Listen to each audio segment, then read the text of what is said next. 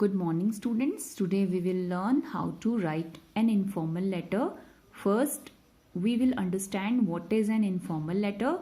Then we will look into the format of an informal letter with an example. But before going ahead in learning about informal letter, I would like to remind you that a letter is a written message conveyed from one person to another, generally via post.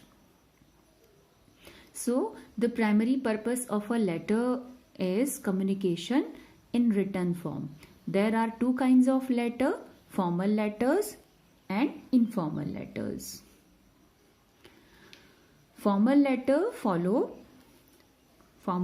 which is business letter and letters to authorities. So, these letters follow a certain pattern and formality. They are strictly kept professional in nature and directly address the issue concerned.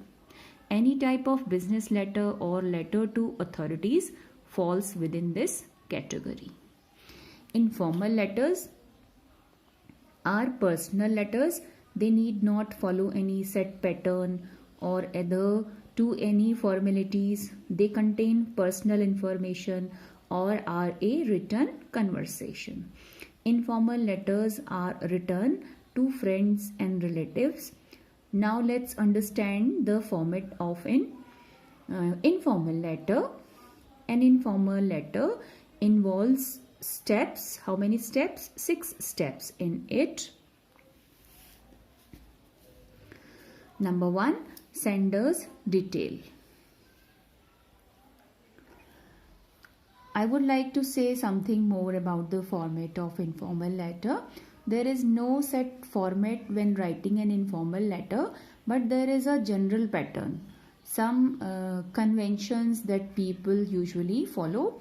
We will be looking at this pattern and certain tips on how to write effective and attractive informal letters.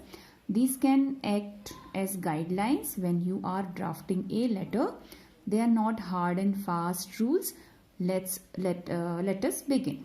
Now, first begin with the address, sender's details. The first thing to write is your address. That is the address of the writer.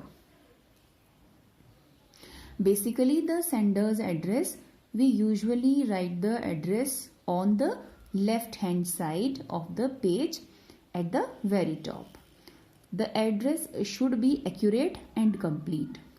Even when writing to close friends or relatives, the address must be written so they can reply back to the letter with ease. If the recipient of the letter is in another country, don't forget to write your country as well in the address. Now come to the date. Next, just below the address, we write the date. This allows the reader to have a reference as to when the informal letter was written. He can then relate better to the contents of the letter. The date, preferably, should be in expanded form, like 27th April 2020. Then next step comes the salutation. In other words, we can say greetings in the letter. Now, since you know the person you are writing to, the greeting can be informal as well.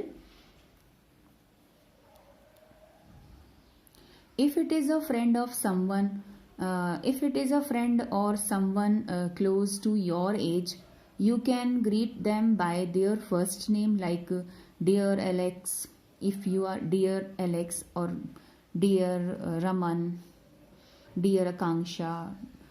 If you are writing to your relative, like your mother, father, aunt, sister, uncle, you may greet them as such. For example, dear mom, respected father, dear sister. And if you are writing to an elder person, someone you respect greatly, you can address them as Mr. or Mrs. Like, say, for example, you were writing congratulatory letter to your teacher, it can be addressed as Dear Mrs. So and so. Okay. Then introductory paragraph of the letter. Next step is introductory paragraph. And now we begin writing the actual letter. This is the very important part of the letter. The introductory paragraph sets the tone for the whole letter. You might begin by asking the recipient about their well-being, how they are doing, or you may say that you hope the letter finds them in good health and great spirits. The opening of informal letters should be casual and comforting.